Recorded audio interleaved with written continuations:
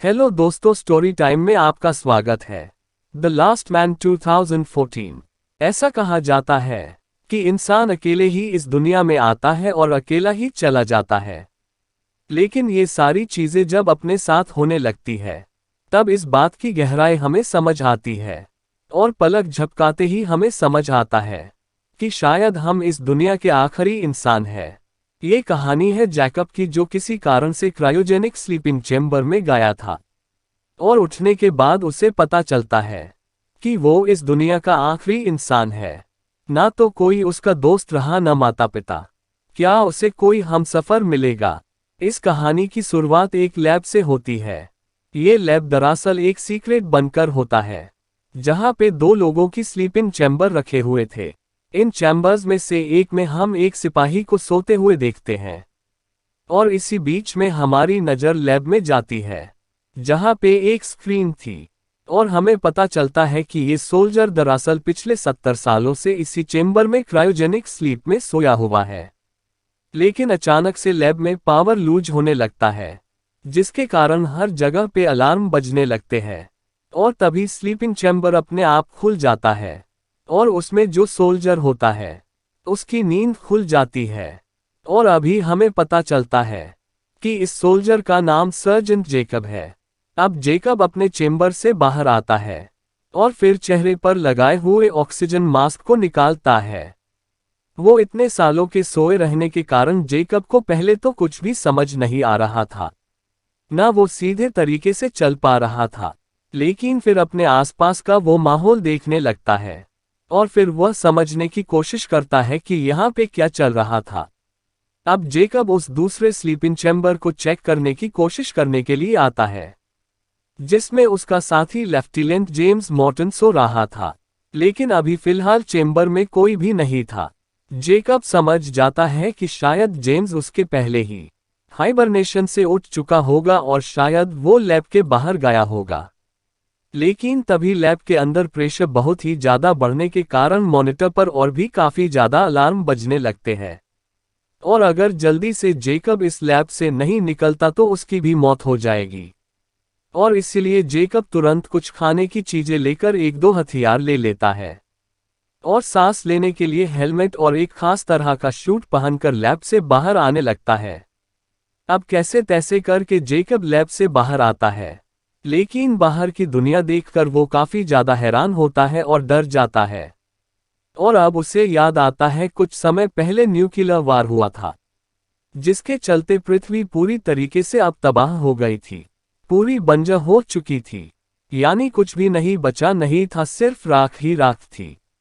शहर की बड़ी बड़ी इमारतें, बिल्डिंग, सब कुछ एक खंड में बदल चुकी हुई होती है और कोई भी इंसान, पेड़ पौधे, यहाँ तक कि दूसरे जानवर का भी नामो निशान नहीं रहता। और इतना कम नहीं होता कि हम देखते हैं कि इस पूरे इलाके में अब बारिश हो रही होती है जिसमें रेडिएशन था, जिसकी एक भी बूंद किसी इंसान या जीव पे पड़े तो उसकी वहीं पे मौत हो जाएगी। वह यह सब कुछ देखकर काफी ज्यादा टूट जाता है और वह ये सोचता है कि उसे लैब से बाहर ही नहीं आना चाहिए था। लेकिन जेकब में अभी भी थोड़ी उम्मीद रह गई होती है क्योंकि उसे कोई ना कोई जिंदा इंसान जरूर मिलेगा और इसीलिए जेकब किसी इंसान को ढूंढने के लिए आगे बढ़ता है। वही थोड़ी दूर चलने के बाद उसके मॉनिटर पर एक मैसेज आता है जिसमें मॉनिटर उसे एक रनडावे पॉइंट जाने के लिए कह रहा था जो कि यहाँ से 10 किलोमीटर दूर रहती है। पर इस तरह के हालत में जेकब को वहां पे पहुंचने में घंटों का समय लग जाएगा। लेकिन काफी सोचने के बाद जेकब फिर वहां जाने का फैसला करता है, इसी उम्मीद में कि वहां पे कोई इंसान से मिल सके, और वो आगे बढ़ जाता है। अब काफी चलने के बाद फाइनली वो उस जगह पे पहुंच जाता है जो कि एक मिलिट्री का बेस होता है। लेकिन हैरानी की बात यह थी कि यहाँ पे कोई भी नहीं होता, पर जेकब को यहाँ पे एक टेलीफोन मिलता है और टेलीफोन भी काम नहीं कर रहा होता है। जिसके बाद जेकब बाहर आता है, पर तभी उसके मॉनिटर से सिग्नल चले जाते हैं क्योंकि अब आगे का रास्ता उसे ही ढूंढना था। वो उस लोकेशन पे पहुंच गया था और वो काफी निराश हो गया था।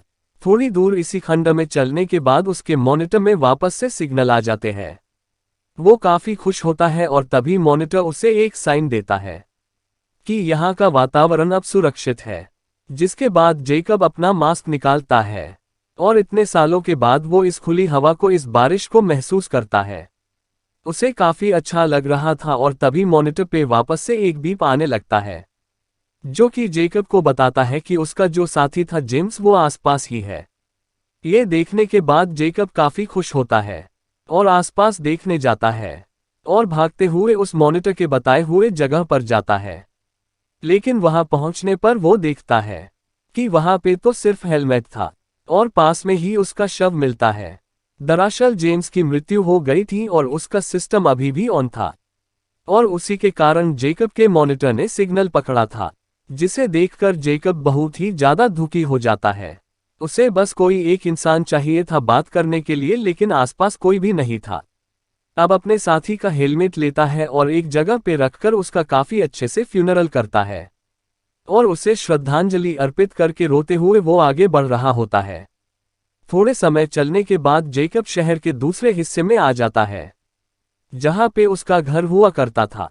जेकब को वहां पे तस्वीर मिलती है जिसमें वो, उसकी पत्नी शेरन और उनका डॉग हुआ करता था। थोड़े समय वहां पे वो रहता है, जिसके बाद वो आगे बढ़ता है।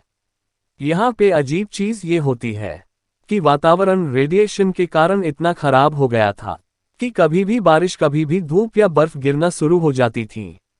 अब यहाँ पे जेकब एक जगह पे आता है जहाँ पे दीवार पर ग्राफिटी के थ्रू लिखा हुआ था, कैसे लोगों को युद्ध पसंद नहीं है और यही युद्ध एक दिन इंसानों का खात्मा करेगा, और आज वो बात सच भी हुई थी। अब यहाँ पे जेकब के पास थोड़ा बहुत खाना रहता है जो कि उसने लैब से लिया था, जिसे खाकर वो अपनी भूख मिटाता है। जिसके बाद उसे एक आईना मिलता है और उसी के मदद से एक टूटे हुए ब्लेड से शेविंग करने लगता है। लेकिन तभी जेकब की मॉनिटर की बैटरी खत्म हो जाती है। अब मॉनिटर के बिना उसे पता नहीं था कि वो कहाँ जाए। अगर कोई इंसान भी होगा तो भी उसे पता नहीं चलेगा। लेकिन शांत होने के बाद वो एक और प्लान बनाता है कि उसके पास एक फ्लेयर गन है और अगर कोई इंसान बचा है तो फ्लेयर गन के उस धुएं को देखकर वो उसके लोकेशन पे आ सकता है। इसीलिए वो एक बहुत ही बड़े बिल्डिंग के ऊपर चला जाता है, उसके छत पर, और अपने फ्लेयर गन को हवा में चलाता है, इसी उम्मीद में कि ये सिग्नल कोई देख लेगा। लेकिन सरप्राइजिंग बात ये होती है कि थोड़ी दूर उसे एक और फ्लेयर गन चलती है, जो देखकर जेकब काफी खुश होता है, क्योंकि वो समझ गया था कि उसके अलावा और भी कोई जिंदा है। इसके बाद जेकब भागते हुए उस जगह पे पहुंच जाता है जहां से वो फ्लेयर गन चली थी। मगर तभी जेकब रुक जाता है क्योंकि उसे लगने लगता है जहां पे किसी तरह का खतरा हो सकता है, और इसीलिए वो एक दीवार के पीछे छुपकर दूरबीन निकलकर आसपास देखने लगता है। तभी उसे एक जगह गाड़ी के ऊपर हेलमेट रखा हुआ मिलता है, जो देखकर जेकब समझ जाता है कि यहाँ पे कोई चल रहा है। जेकब फिर अपनी बंदूक निकाल कर धीरे धीरे गाड़ी की तरफ बढ़ने लगता है कि तभी वो अपने पीछे एक लड़की को देखता है जो खुद भी एक सोल्जर रहती है, और उसने जेकब को गन पॉइंट पे पकड़ रखा था और जेकब भी उसे गन पॉइंट पे पकड़ता है, क्योंकि दोनों को भी पता नहीं था कि सामने वाला इंसान सेफ है या नहीं।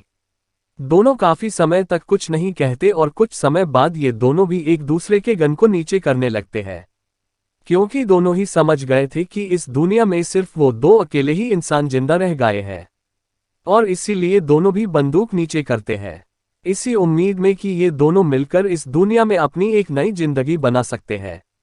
और इसी के साथ ये मूवी खत्म हो जाती है। वीडियो अच्छी लगी हो तो चैनल को सब्सक्राइब करें और वीडियो को लाइक शेयर करना ना भूलें। अब मिलते हैं नेक्स्ट वीडियो में, तब तक के लिए बाय।